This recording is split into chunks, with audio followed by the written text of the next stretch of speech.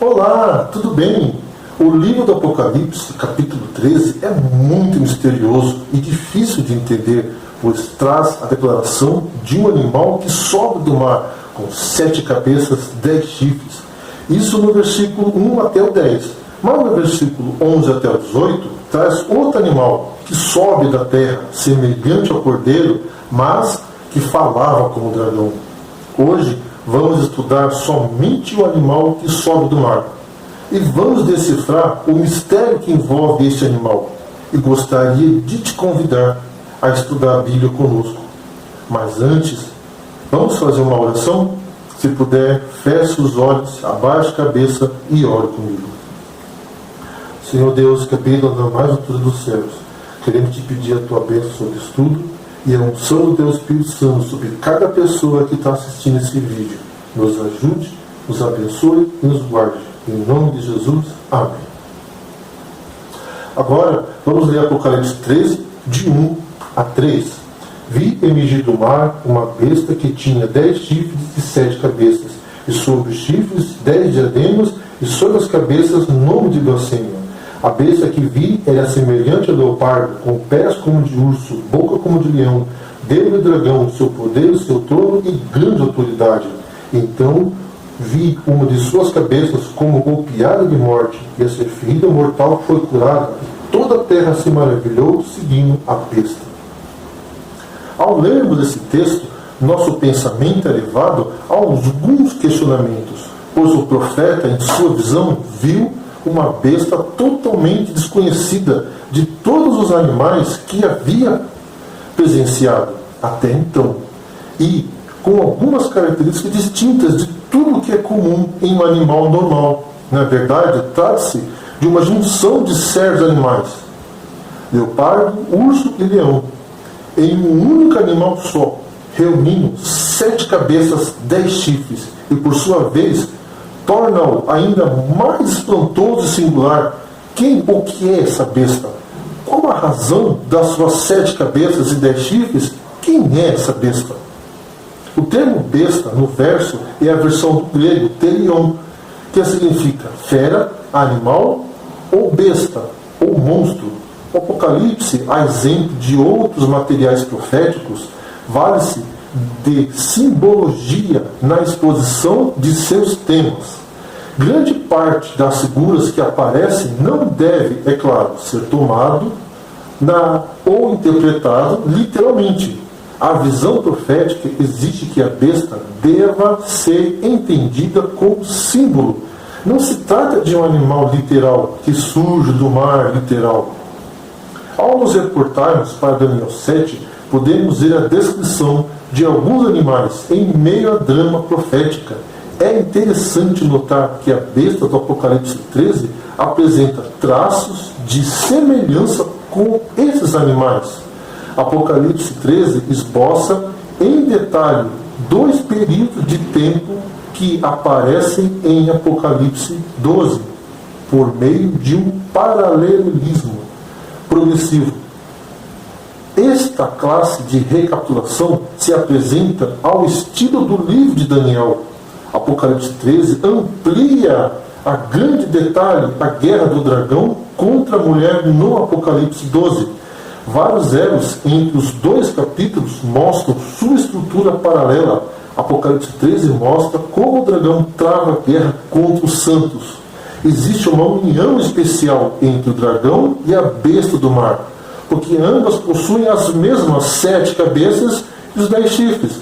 Vamos ler Apocalipse 12, versículo 3? Viu-se também outro sinal no céu. Eis um dragão grande e vermelho, com 7 cabeças e 10 chifres, e nas cabeças 7 diademas. Agora, o 13, versículo 1. Vi emergir do mar uma besta que tinha 10 chifres e 7 cabeças, e sobre os chifres 10 diademas, e sobre as cabeças nome de blasfêmia. Fato de que o dragão delegue seu poder e trono à besta do mar é uma imitação deliberada de como Deus delegou seu poder e seu trono a seu Filho Jesus Cristo. Este paralelo extraordinário caracteriza a besta marítima como anticristo. Portanto, algumas vezes se denominou o Apocalipse 13 o capítulo do anticristo. A fórmula de autorização que declara que a besta recebe autoridade sobre toda a tribo, povo, língua e nação pode ver-se como uma cópia irônica da autorização do Filho do Homem, que recebe autoridade sobre todos os povos, nações e línguas. Em Daniel 7,14, o objetivo de ambas as investiduras de poder é receber adoração e lealdade de toda a humanidade. Agora, vamos ler Daniel, capítulo 7, e o versículo 3.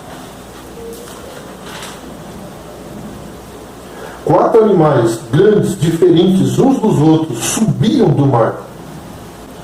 Então, por essa conexão textual, a gente descobre que o animal ou besta, quando se trata de linguagem profética, ele representa um rei ou um reino. Aqui no verso 17, usou a expressão 4 reinos. E quando você vai para a história, você descobre que os 4 reis foram Babilônia, Medo-Pérsia, Grécia e Roma. Então, não era de fato um rei, era um reino. O reino da Babilônia, o reino dos Medo-Persas, e por aí vai. Então, a palavra besta, em profecia, pode significar rei ou reino. Então, nós já temos o primeiro detalhe para identificar. Então, besta que surge do mar é um poder, um reino. De que reino o Apocalipse está falando? Vamos continuar a interpretação? Agora, vamos entender lá no Apocalipse o que é mar. Você sabia que para entender o Apocalipse 13 você deve estudar o capítulo 17? Porque o capítulo 17 ele amplia a visão do capítulo 13. Esse reino surge do mar. Mas o que significa mar em profecia? Vamos para o Apocalipse 17 e o versículo 15.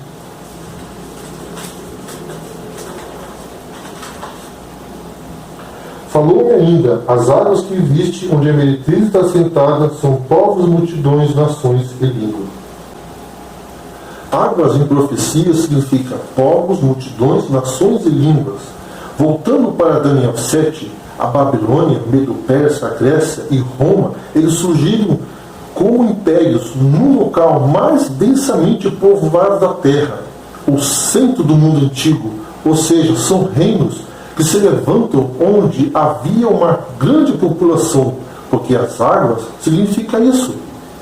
Então, no Apocalipse 13, está falando de um reino que vai se levantar de um local densamente povoado. O que significa os 10 chifres desse animal? Apocalipse 17, versículo 12. Os 10 chifres que viste são 10 reis, os quais ainda não receberam o reino, mas recebem autoridade como reis com a besta durante 1 hora. Deste reino surgiriam outros 10 reinos. O único império mundial que perdeu seu poder e foi minado em suas bases por 10 reinos ou tribos bárbaras foi o Império Romano. A profecia está apontando para o Império Romano, mas tem um outro detalhe que precisamos ver ainda. As 7 cabeças desse animal, pois ele tinha 7 cabeças e 10 chifres. O que representa essas 7 cabeças? Vamos ler o versículo 9 do capítulo 17. Aqui está o sentido, quem tem sabedoria. As 7 cabeças são 7 montes, nos quais a mulher está assentada. São também 7 reis. Montanha ou monte também dá ideia de reino. E o versículo está dizendo, são também 7 reis. Agora vamos ler o versículo 10. Dos quais 5 caíram, um existe, o outro ainda não chegou, e quando chegar, tem que durar pouco. Os 10 chifres correspondem a 10 tribos bárbaras que provocaram a queda de Roma. Isso quer dizer que este poder é o Império Romano, porque foi o Império Romano que foi derrotado por essas tribos bárbaras. As 7 cabeças são 7 impérios. Império que sempre na história atacaram o povo de Deus.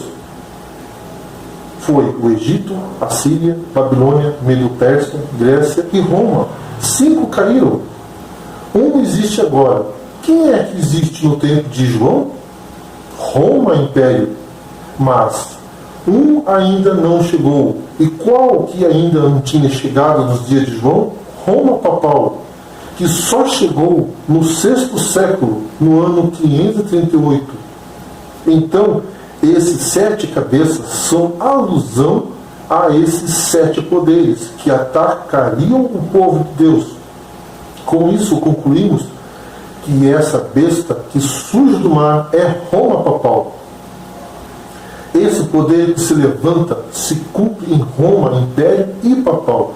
Vamos ler agora o capítulo 3, versículo 2. A besta que vi era semelhante a leopardo, com pés como de urso e boca como leão.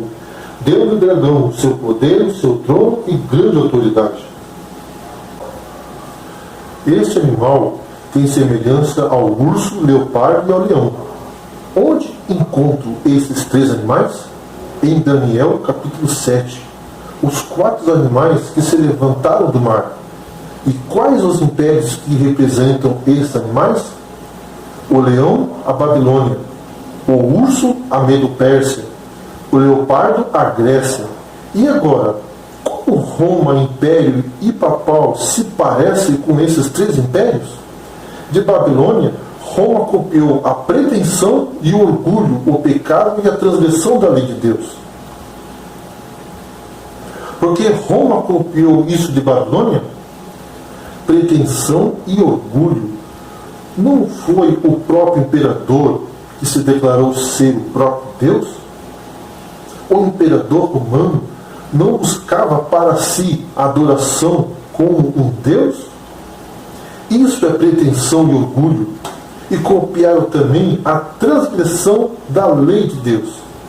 Os babilônicos transgrediram a lei de Deus, principalmente levando o povo à idolatria, a adorar os deuses de Babilônia. Em Babilônia havia muitos deuses, e esses deuses de Babilônia foram adorados por todos. E não acontece isso também dentro de Roma papal? Levando as pessoas à idolatria?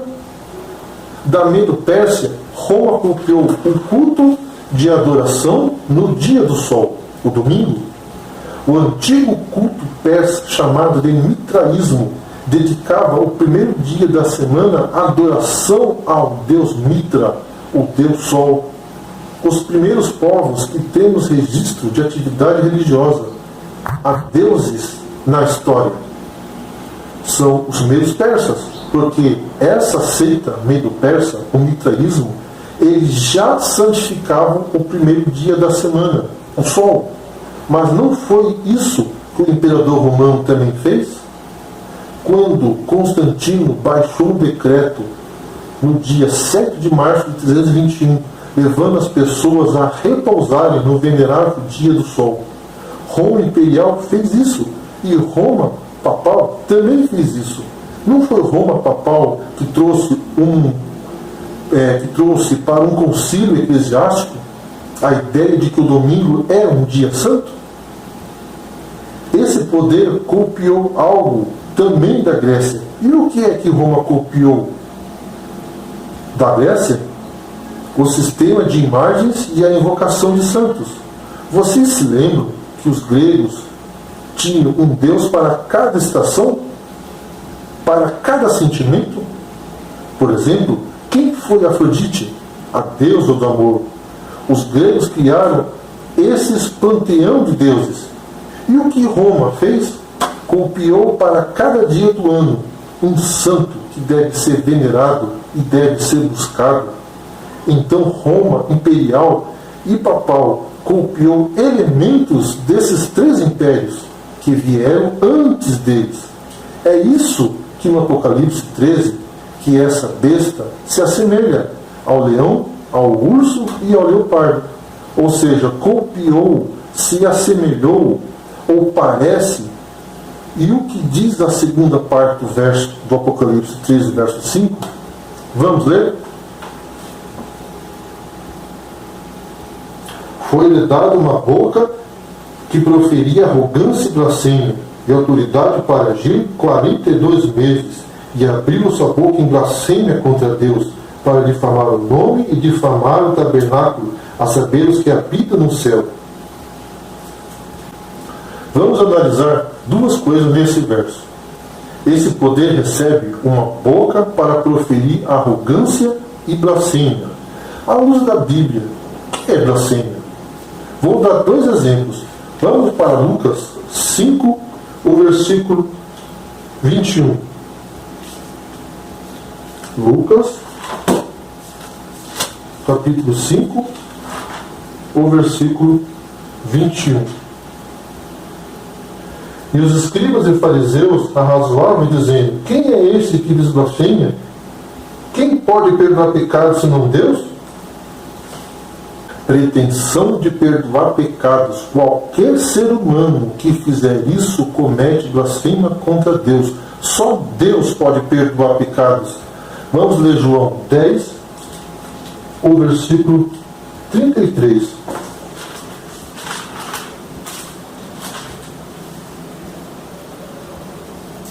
Responderam-lhe os judeus: não é por obra boa que te apedrejamos, e sim por causa de blasfêmia, pois sendo tu homem, te fazes Deus a ti mesmo. Pretensão de ser Deus, se colocar no lugar de Deus, e esse poder agiria por 42 meses. Em profecia, cada dia significa um ano, conforme Números 14, 34 e Ezequiel 4, 6 e 7. Conforme no calendário judaico, cada mês tinha 30 dias. Então temos 30 vezes 42, igual 1.260 dias. Ou poderia atualizar por 1.260 anos, de 538, conforme o decreto de Justiniano, até 1798, prisão do Papa Pio VI. Tanto a visão de Daniel 7 como a de Apocalipse 13 avançam além de Roma pagã e fazem para a Idade Média do cristianismo ocidental. O ponto característico da besta do mar, do Apocalipse 13, é uma boca que fala grandes coisas e blasfêmia. Uma comparação estreita entre Apocalipse 13 e Daniel 7 mostra que Apocalipse 13 avançou mais à frente do Império Romano, antes de sua divisão. Esta progressão histórica se perdiz na declaração profética. O dragão deu-lhe à besta seu poder, seu trono e grande autoridade. Apocalipse 13, versículo 2. Em Apocalipse 12, o dragão representa não só Satanás, mas também, em sentido secundário, Roma pagã, que perseguiu o Messias e o seu povo. Apocalipse 12, 3 a 6. Em Apocalipse 13, o dragão transfere seu poder perseguidor ao seu sucessor de Roma pagã, para Roma eclesiástica.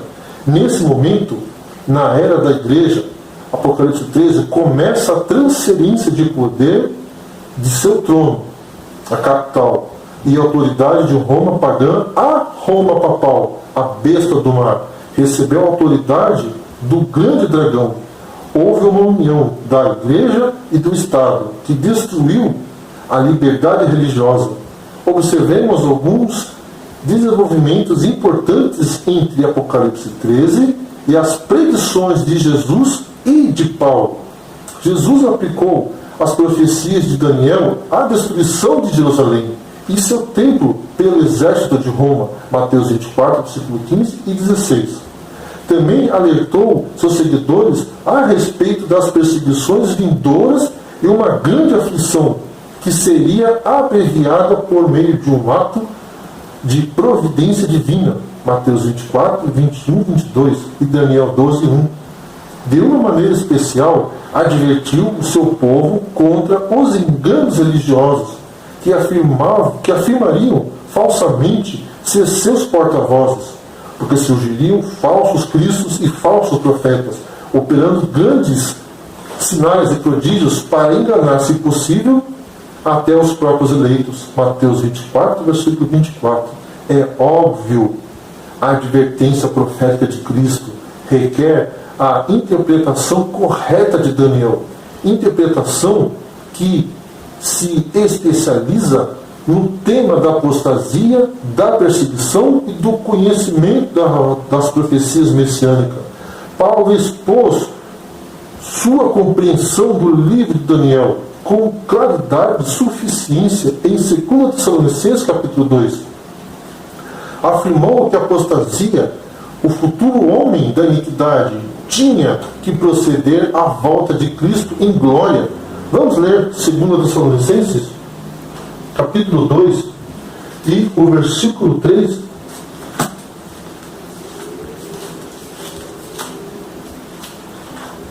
Segunda Tessalonicenses 2,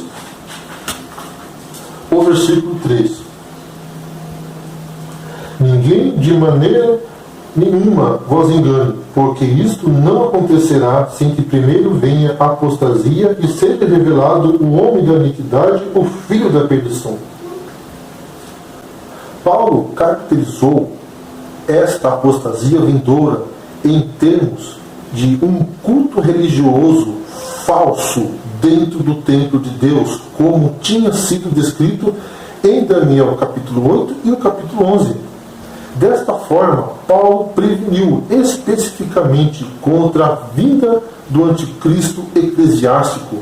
Situou este enganador religioso depois do desaparecimento do Império Romano. Vamos ler agora o capítulo 2 de 2 Tessalonicenses, o verso 7 e 8. Com efeito, o mistério da iniquidade já opera, e aguarda somente que seja afastado aquele que agora o detém. Então será de fato revelado o iníquo, a quem o Senhor Jesus matará com o sopro de sua boca e o destruirá pela manifestação de sua vinda. Paulo ensinou, ademais, que o poder apostasia duraria até a segunda vinda de Cristo. É também evidente que Apocalipse 13 é a expansão ulterior de 2 Tessalonicenses capítulo 2, já que esses capítulos apocalípticos são complementares.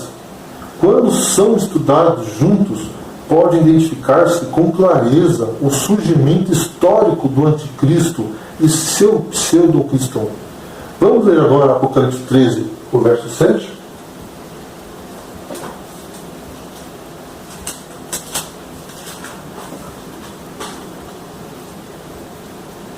Foi-lhe dado também que pelejasse contra os santos e os vencesse.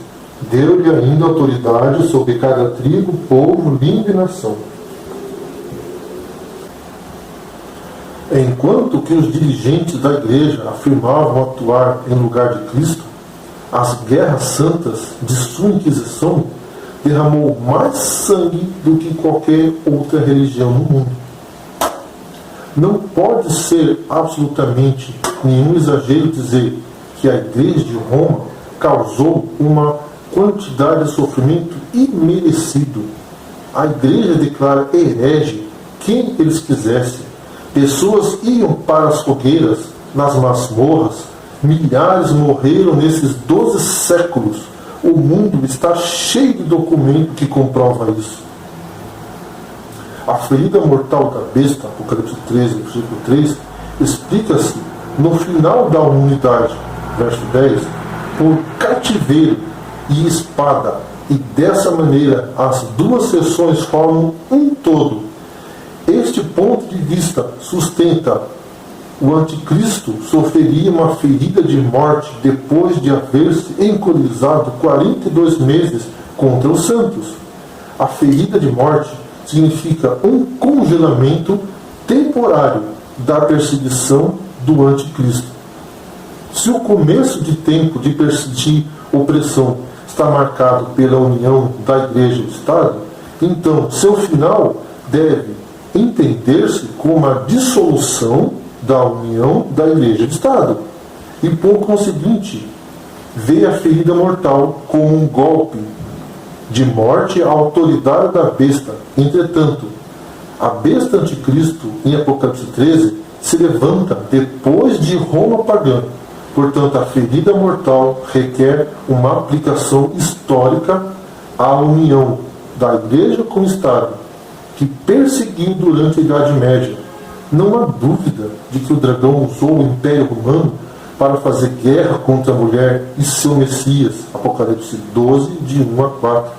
Mas a besta do mar, a qual o dragão ou Roma transfere seu poder, representa o seu sucessor de Roma imperial. Isto chega a ser evidente se conectar com Apocalipse 7, com sua raiz principal em Daniel capítulo 7. Em fevereiro de 1798, Papa Pio VI foi preso por ordem de Napoleão Bonaparte. A prisão do Papa foi esse golpe mortal, mas a ferida mortal seria curada. E hoje estamos vendo a cura da ferida, num processo de popularização do papado. Então, essa confiança que esse sistema está voltando a ter é profético. E a cura da ferida que aconteceu em 1798, a ferida mortal aconteceu e hoje está sendo curada. E o que é esta cura? É a credibilidade papal que voltou a ter. Vamos ler Apocalipse 13, o verso 10. Se alguém leva para cativeiro vai. Se alguém mata a espada, necessário é que seja morto a espada. Aqui está a perseverança e a fidelidade dos santos. Se alguém leva para cativeiro vai. O sistema papal não levou tantos para cativeiro durante os 12 séculos? Agora, com a prisão do Pio VI, ele foi para cativeiro. Ele foi levado para a ilha de Santa Helena. 2 anos depois, em 1800, ele morreu exilado. Em 1929, Mussolini estava no comando da Itália. Ele devolveu para a igreja os 44 hectares de terra, que hoje constitui o Estado do Vaticano. E hoje o Vaticano é um Estado independente e o Papa é o chefe do Estado. Isso aconteceu em 1929. Ali temos um evento histórico para dizer que esse processo de cura começou em 1929. E quando ele vai terminar? Vamos ver isso ainda no livro do Apocalipse. Mas vamos ler o versículo 8. E adorarão todos que habitam sobre a terra, aqueles cujos nomes não foram escritos no livro da vida do Cordeiro, que foi morto desde a fundação do mundo.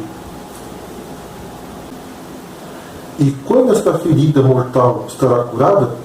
Quando todos os habitantes da terra adorarem este poder. A questão envolve adoração. Quem é o seu Deus? Quem você adora? O seu coração pertence a quem? Aqueles que adorarem esse poder não terão seus nomes escritos no livro da vida. E o que o Apocalipse diz? É uma questão de adoração. Somente Cristo é digno em todo o universo de receber a nossa adoração. Vamos orar. Pai nosso que está nos céus, queremos honrar a Ti, Senhor Deus, o único Deus verdadeiro, e a Jesus Cristo, o único digno de adoração. Venha, Senhor Deus, receber nossas vidas. Queremos entregar em Tuas mãos para que Tu possa cuidar de nós, Senhor Deus, porque nós não sabemos cuidar dos nossos corações dentro da nossa vida. Venha, Senhor Deus, derrama Teu Espírito Santo, guia nossas vidas. É o que nós te pedimos. Seja com cada pessoa aqui que está assistindo esse vídeo, que o Espírito Santo alcance o coração dela, que Cristo possa ser o Senhor da vida de cada uma dessas pessoas aqui. Em nome de Jesus é que pedimos. Amém. Se você gostou desse vídeo, inscreva-se no nosso canal, dê um like, ative o sininho e compartilhe esse vídeo com o maior número de pessoas possíveis. E que Deus abençoe a cada um de vocês.